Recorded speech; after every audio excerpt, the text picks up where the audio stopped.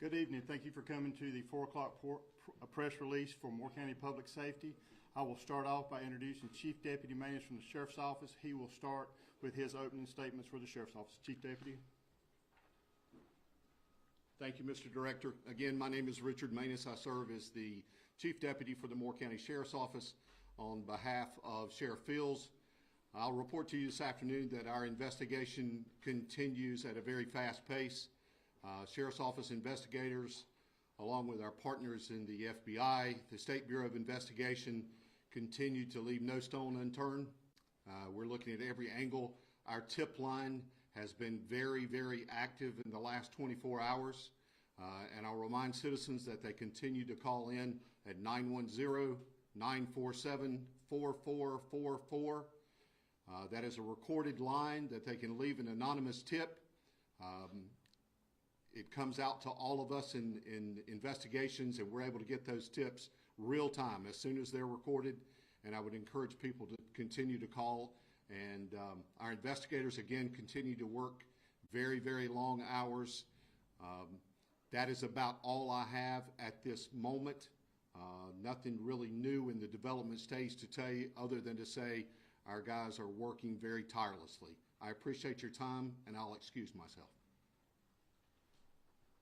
Thank you, Chief Deputy.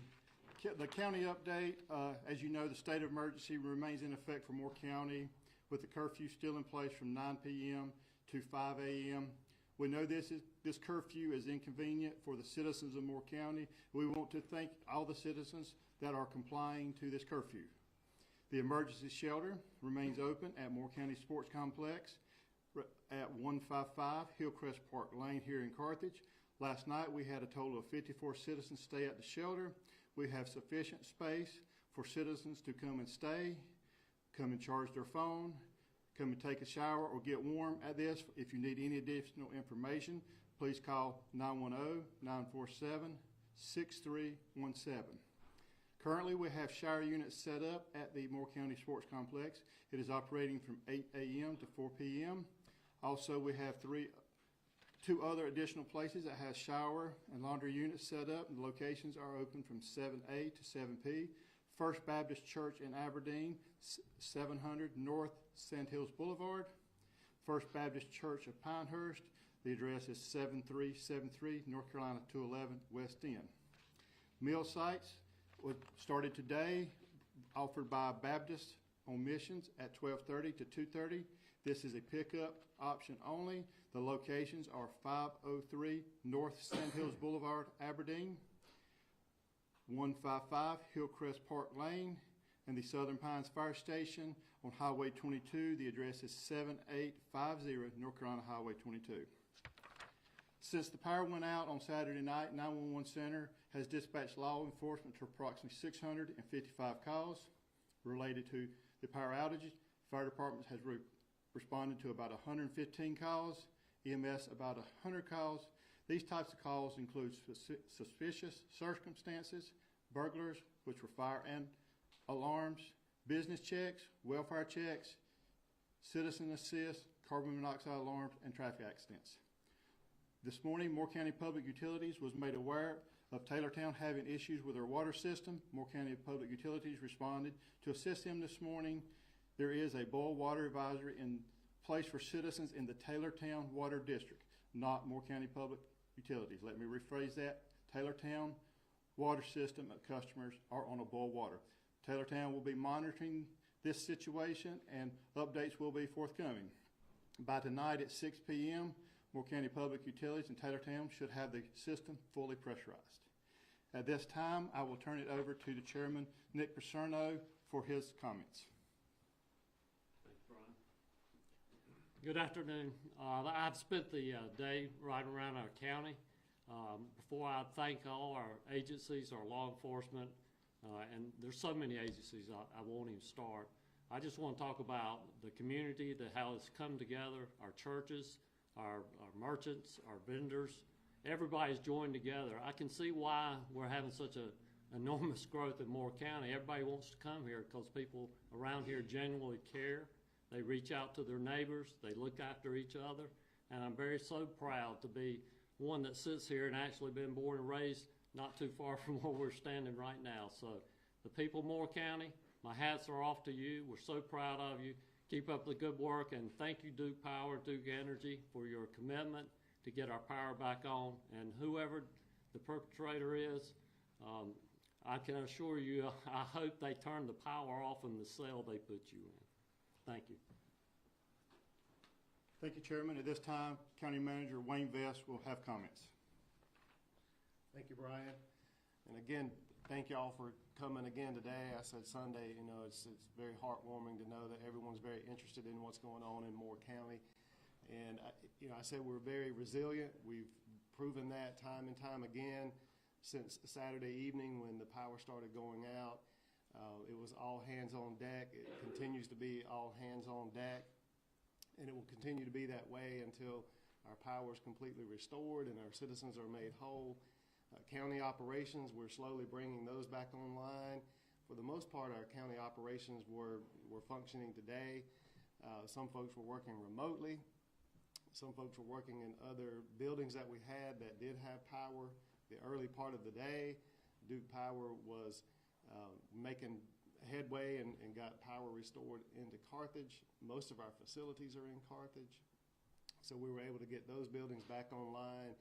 And as we move into tomorrow and Thursday, it should be more business as usual. And I just want to, I guess, emphasize something that Chairman Paserno said. We've been out in the community today, and we've had probably almost as many offers for assistance as we have requests for help. And that says a lot about our community. It says a lot about coming together and the spirit of togetherness and support that we have. It's just a tremendous feeling when you're out and you see all of the people coming together. We went through, as far as patience and kindness and understanding, all you really have to do is just go through a couple of intersections. Some of the ones at US 1 and 15501, people, just coming up there. And it's a small sort of snapshot of what our people are capable of doing. A lot of times these intersections are backed up for, half a mile or what have you. But just to see people with their patience, waiting, treating everything as a four-way stop, like I said, it really is reflective of the character and the characteristics of our community and the community support. They're very kind and patient with each other. And just thank you to the citizens for that. We really thank you. You make the difference in helping us get through situations like this. Thank you. Thank you, Mr. Vest. At this time, Jeff Brooks, Duke Energy, will give an update on Duke's progress. Thank you and good afternoon. Let me start by just echoing the words that were said. The community has been incredibly resilient, and the kindness they have shown to our employees has been noted and appreciated. On my way over here, I was coming out of our operations center and had someone bring something up to drop off for the crew. So we appreciate that, and obviously we're well provisioned, but continue that kindness in the community. We appreciate it. As far as updates go, we've had a good day. We've worked hard. We've gotten some good progress done. You recall that we were able to bring down the initial 45,000 customers affected on Sunday evening by 7,000 to about 38,000. I'm happy to say that today we lowered that number again by about close to 3,000 more. So we're down to about 35,000 customers who are without power currently. The good news is we have communicated up to this point that we would expect the final customers to be back on sometime later on Thursday. We have made very good progress today and are moving that estimate up to Wednesday night, just before midnight. So we will hope to have all customers back on by then. Now, that will not happen all at once. That will happen in phases. This is a very complicated process that involves equipment that has been moved into place and installed. It's there, but now we're going through the process of calibrating it and testing it and preparing it to synchronize with the electric grid, which is a very complex process. And so tomorrow, when we begin to begin restorations tomorrow evening, if all goes well, that will be a very manual process as well. So you will see waves of customers coming on, a few thousand at a time, so that we can safely restore power to the grid as we work to get everyone back on. But the crews are working hard. They're working 24-hour shifts. I was out there last night fairly late with the crews, and their spirits are high. They're working hard. They understand the importance to this community. Many of them live and work here, so this is personal. Obviously, from an ongoing investigation standpoint, we continue to support the Sheriff's Office, state and local officials, as well as federal officials in investigating this attack and resolving it and finding those who are responsible. We have also been working in the community to try to do what we can to help as employees and as a company. We announced yesterday that the Duke Energy Foundation made an initial support grant of $100,000 to support the needs of the local community. That involves contributions of about $20,000 each to the Red Cross, the Sand Hills Moore Coalition for Human Care, the Boys and Girls Club of Sand Hills, Moore County, the United Way of Moore County, and the Northern Moore Family Resource Center. We will continue to work with groups like the American Red Cross to find opportunities like this. We do recognize that this has impacted more than just convenience. It has impacted the lives of this community. And we stand with you in this, and we'll work to restore this till we get every school back up, business back up, and home back up. And for that, we've also been communicating to customers to keep them informed. We will continue to do that throughout the process and provide updates, of course, to our local media and others to keep the public informed. And we thank you for helping to share that message with the community. Thank you, Jeff Brooks. Our next up will be Dale Lambert, CEO of Randolph Electric. They did have customers out, and so I'll let him give a status of Randolph's operations. Thank you, Dale. Thank you, Brian, and good afternoon. This is my first time to be able to be with you to give you an update. So I told Brian I was going to take a few moments of personal liberty to offer thanks to a number of people that have really been instrumental in our effort.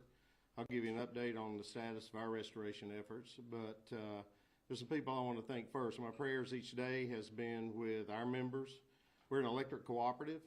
The members, the people we serve, own our company, and they are member owners, and my prayers have been with them. My prayers have been with the Duke Energy customers who have been affected by this attack, and we also have had our employees, Randolph's employees, Duke employees, and the first responders in our prayers, and we're very thankful for the mercies that have been shown so far. I want to thank our members for we have over 2,600 members that's been impacted by this event. We have been working around the clock for restoration efforts on a temporary basis. Obviously, our transmission delivery is still down, but I want to thank our members, and I'm going to have more to say about that in a little bit. I'm going to give you some examples. You've heard about some of the good things that's been said about this community. I'm going to give you some real examples of things that we've saw. Just touch on a few things that this community has come together on. I want to thank our employee team, our contractors for the work that they've done. They've been very creative in trying to restore power on a temporary basis, a limited basis, but a temporary basis to our members. And I want to thank them for their efforts, that all that they have done through this. Chief Manus, I want to thank the Sheriff's Department. When the event started unfolding on Saturday night, immediately the sheriff responded, and we have assets throughout the county. We serve mainly the northern part of the county along with Duke, and we have assets in all parts of the county, and they responded quickly, and we thank them for their efforts. I was able to thank several personally on Saturday night. Chief Manus, if you'll pass our thanks on to them, I would appreciate that. The North Carolina Department of Transportation allowed us to close a road. It is a main two-lane thoroughfare that really goes from the northern end of the county to the southern end of the county, and it's pretty heavily traveled. They allowed us to close that road for us to build a new three-phase tie that I'll talk about in a few minutes. That was instrumental to have that road closed for safety for our contractors and employee team for one, but allowed us to be able to do the work in a much more efficient manner than having to also implement traffic control. I'll say this pretty confidently. I was out there with them last night. we energized that section of the line that was constructed at 11:45. And I will tell you, it would have been well into the day before we could have energized that line if that road had not been closed. So we were able to deliver power to about 1,200 of our members in the Seven Lakes area because of us being able to get that line up quicker because of the road closures. And I also want to thank Duke Energy. This event started unfolding on Saturday night, and early on, we were in communications with Duke, our contacts with Duke Energy on the transmission side. Talked to David McNeil early the next morning and their relationship manager, so we would know what's going on. We've been on calls with their CEO, Lynn Good, Kendall Bowman, North Carolina president, and we've been joined together in this effort to try to deal with the events. I'm going to call an employee out, Sam Stevenson, who is our contact with Duke Energy on the transmission side. And he, when we needed answers, when we knew this was going to be a multi-day event, he got us the answers we needed. So as we put our plan together, we were able to respond in a very efficient manner. I also want to thank the other responders in the community. We've had a lot of assistance from the fire department personnel, emergency management. All these are involved. There's a lot of people that's making this effort come together, and I just want to thank them for all the work that they've done to help in this response. So let me give you an update on where we stand as far as the restoration effort. We served more in the northern part of the county. We were able to bring 2 tie lines from the northern part of the county into serving our Eastwood substation and Seven Lakes substation that were impacted by the outage. We had a line in place that needed some upgrades that had not been in service for a couple of decades that we were able to pretty quickly bring online on Sunday evening and start restoring power to our Eastwood substation. That's the main substation that taps off Duke's transmission line. So that delivery is we did a reverse flow back through the distribution system to energize that transformer. We have 3 other circuits out of that station. What we have currently going on right now, a lot of times the industry, they talk about rolling blackouts. We are calling it rolling power-ups because they're out of power, and we'll energize it for a period of time, de-energize the line, and then pick up another circuit. Our goal is to do that on a rotating basis in a 2 to 3 hour manner. That's not always easy for us to do because we've done a lot of temporary work to make this happen, but at least the members have power for a period of time. And I'll follow up with a little story about that in just a moment. So that is occurring at this very moment. We have our personnel at that station, and we're going through that rotating basis. We had, and we could restore about half our members that are affected by the outage through that effort. The other opportunity we had a section on Murdochsville Road that I mentioned earlier that we needed to build a whole new line to be able to supply our Seven Lakes service area and that whole community there. That's about half the people that are affected by the outage.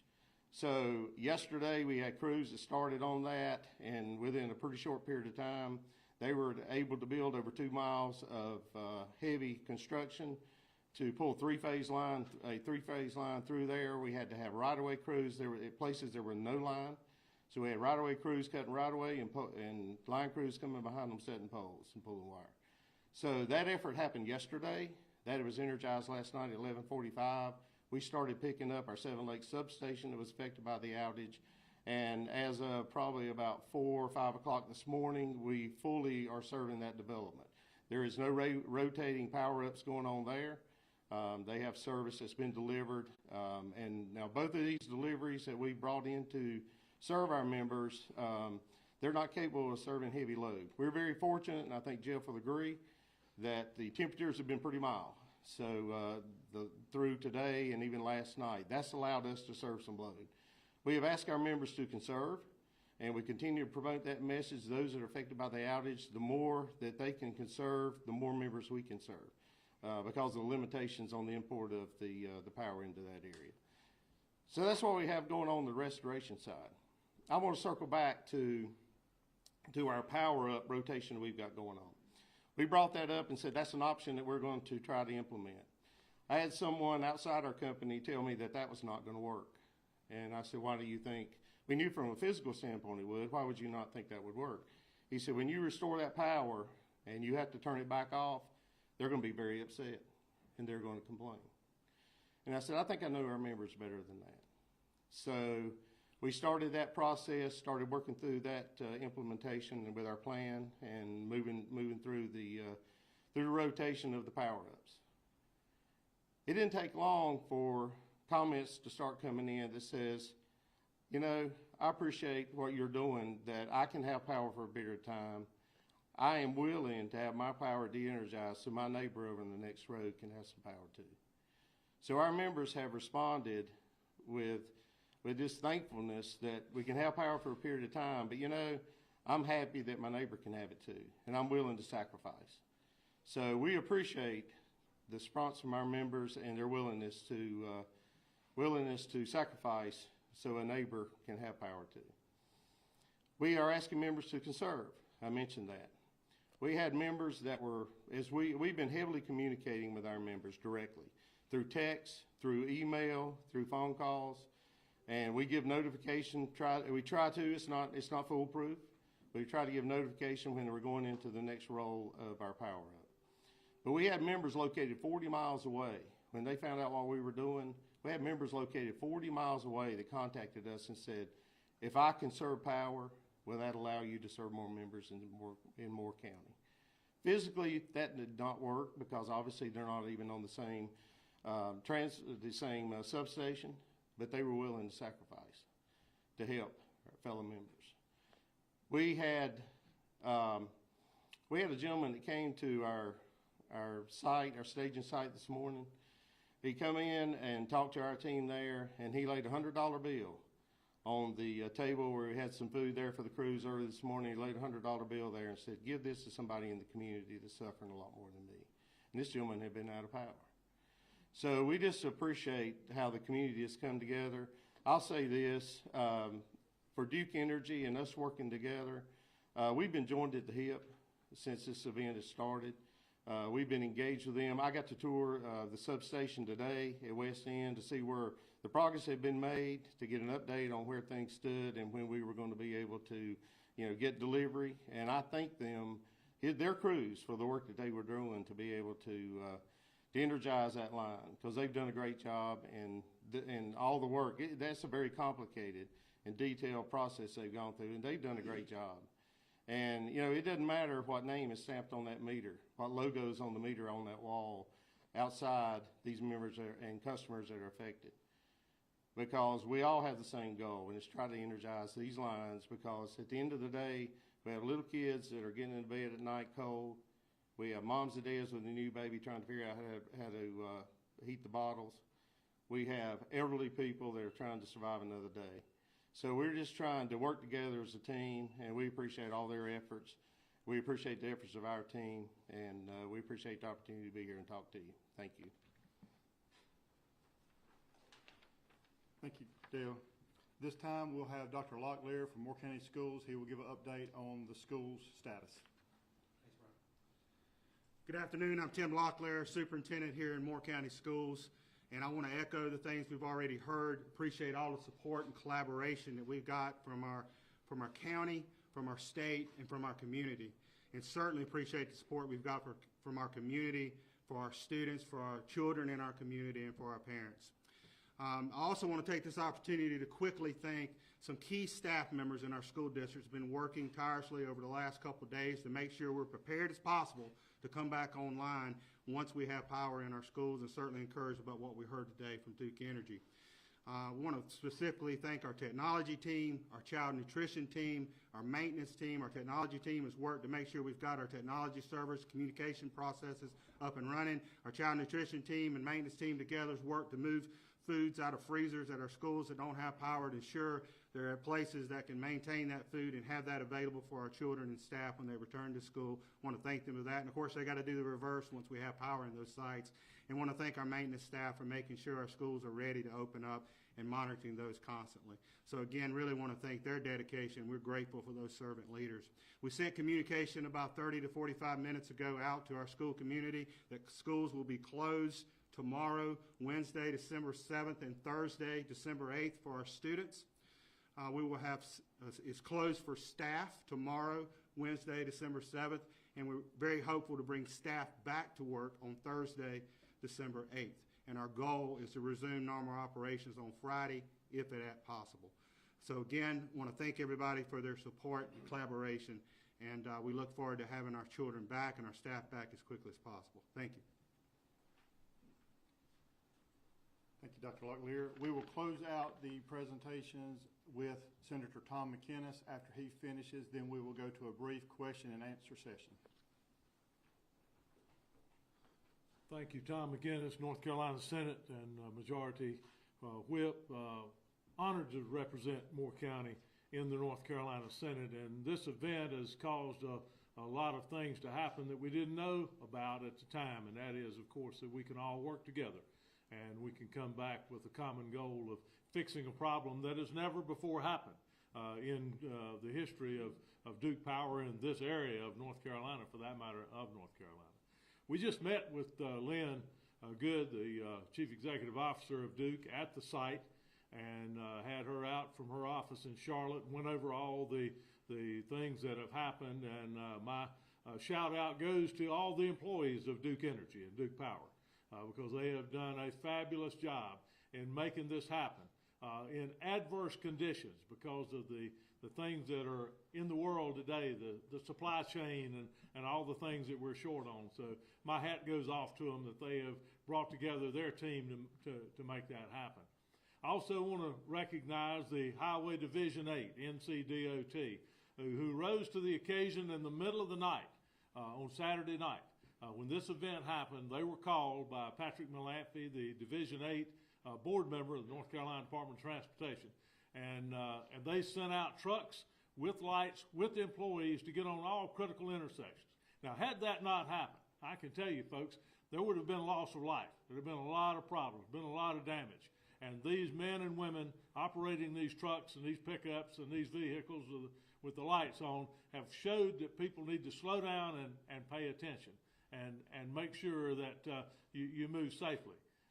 And then finally, I've looked at the rules and the regulations of what someone could potentially be charged with when the culprit is finally brought to justice on this particular incident. And one thing I've learned being in the Senate, that sometimes our laws and our penalties are not parallel or equal. Sometimes they've not been brought forward and brought up to modern standards of the things that are happening in our world today. And so we have the folks in the General Assembly and our law firm team there, our law team that works for the General Assembly. They're looking right now, and I'm reasonably confident there will be new legislation that will be brought forth in the long session to address the potential that, again, the crime and the penalty need to be leveled and evened out. So with that, we'll leave you. We thank you all for being here today. We thank you for your coverage and everything that's gone on in this event to let our people know what's going on in the community, and we're thankful for the free press. At this time, we'll open up for questions. Yes, ma'am. So for the 911 call, you said there were EMS calls. We've gotten tips that there have been fatalities in the county. If so, how many have they been related to the outage? There have been no fatalities from automobile accidents related to the power outage. We do have one case where a citizen did pass away that we're trying at this point in time to validate if it was related to the power outage or just a normal medical condition. But at this time, I cannot confirm or deny that individual case. But there have been no fatalities related to automobile accidents. Was that citizen in a home that did not have power? That citizen was at their residence, and they were in an area that did not have power. Yes, ma'am. If that person is deemed to have died due to the state of emergency, will that charge then be declared murder? That would have to be determined by the FBI, SBI, and the Sheriff's Office and Attorney General when they find out who the perpetrators was that did this. I do not know the penalties for that at this time. Is this considered an act of terror That will be defined by the FBI, SBI, and the Sheriff's Office and Attorney Generals in due days. A few days, Yes, ma'am. within a week? I cannot confirm that or the time frame because I don't know the portion of the investigation that they're at. Thank you. Question for Duke, consumer question, and kind of two-parter. Number one, do you know at this point if customers will have prorated bills because of the power they didn't get? And number two, the cost to repair everything, get everything back online, is that part of your budget, or will that ultimately be passed along to the consumer? So let me address the first question first of bill adjustments. You know, our bills are based on the energy that is consumed. So with the energy not being consumed, there would not be the per kilowatt hour charge that you would experience for having used that energy. Possibly lower bills as well around for them? Well, for the days that there's no, that there's been no power consumption, we certainly wouldn't bill them for power that they have not consumed. The second question, remind me the second question again, I'm sorry? Ultimately, the cost to repair all of this, get Right. everything back online, is that part of the budget, or could it be something, I don't want to equate to the coal ash situation, but something where down the road, consumers would have to pick up the tab because this was not expected? So, you know, at this point, we're focused on getting power restored for customers. Certainly, you know, there is a cost to that, but that will be visited at a later date once we've moved beyond, you know, this particular operation. Certainly, we are working to get power on as quickly and safely as we can, and so we're going to take the steps to get that done. Jeff, I got a question. Oh, done. Got two questions. You've been able to advance when you were going to put everybody online by a day, but some of that is temporary, sort of a patchwork temporary fixes like the mobile substation that you've got a mile from here. So the major equipment that needs to be replaced, how long until everything is, how long do we have a permanent fix? Well, you know, I think as I've mentioned for the last couple of days, we've been exploring multiple repair paths with the idea of getting as many customers back up as we can. Some of that involved using some temporary mobile technologies, but for the customer's experience, the power will be restored, and then we will look for a way, if there's any additional switching that's needed to put a temporary piece back to a permanent piece, that can be done. All that work can be done without notice to the customer. You know, I don't know yet if there'll be a need for a brief switch over, you know, off on, but that would come at a later time once anything else is done. Okay, so different kind of Okay. question. I don't know anything about substations. I don't think most people in this room know anything about substations. But the guy or guys who shot up these two substations, given where the damage exists, your sense, did they know what they were doing? You know, I think that will come out through the investigation. Certainly, the individuals who committed this attack were able to use their weapons to disable the substation and create the outage. So, to what extent that was skilled or not, that's for investigators to determine and to figure out. But certainly, our priority is to get the power back, and then we'll have plenty of time to figure out all the specifics. But were your guys convinced that they hit the spots that they needed to hit to take it down? They hit the locations that created the outage. So, you know, take that for what it's worth there. Yeah. Jeff, I know you said that this is going to be a phased approach, and you said that you guys are pretty much ahead of schedule. What parts of the county do have power? Is it the southern part, eastern part? What does that like? There are certain parts of the county that were brought back on. I know Carthage, I think, was some of the areas that came up today. And tomorrow, it will really be based on the engineering design for how to bring that usage back up in sequence. So it's a very manual process. So right now, our engineers have been working at our control centers to figure out which lines to bring on in which sequence. If you saw Apollo 13, you remember the movie where they're trying to bring that capsule back up and they have to do it in the right sequence to get the power back up. That's exactly what we're doing. Now, we're not going to the moon, but it's the same idea. It's a very methodical and complex process to be able to get that up safely and effectively. And for investigators, we've had several people ask, why was the National Guard not brought in, or was that even considered at this point? That would have to be deferred to the Sheriff's Office. They're leading the investigation on that. One more question with this young lady, then I'll make a closing statement. This lady here's got the last question, then we'll make a closing statement. Yes, ma'am. The chief deputy indicated that the tip line has been very active. Can you elaborate on exactly what that means and how valuable valuable that is to this investigation?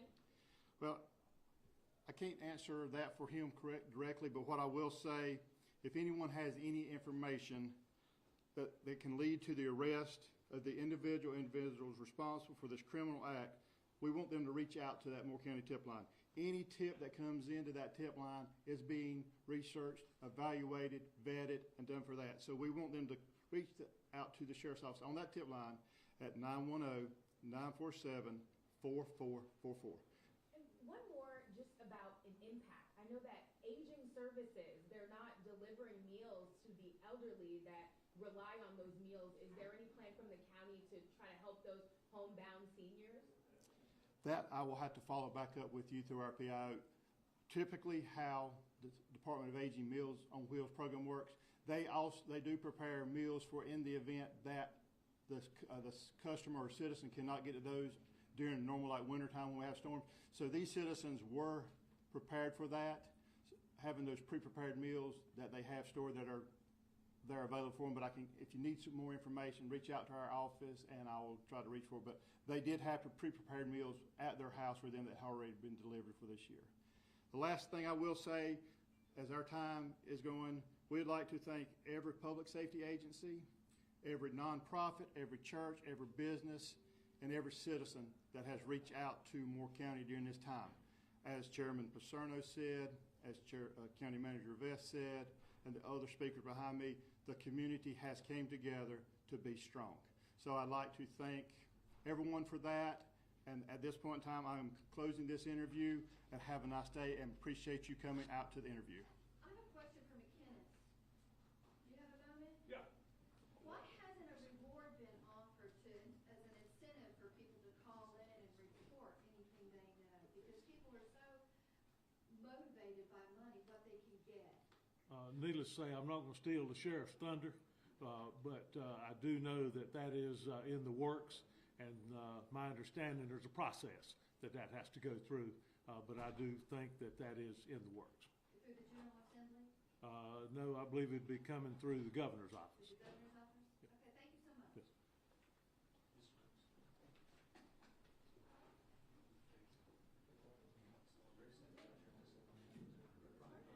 What?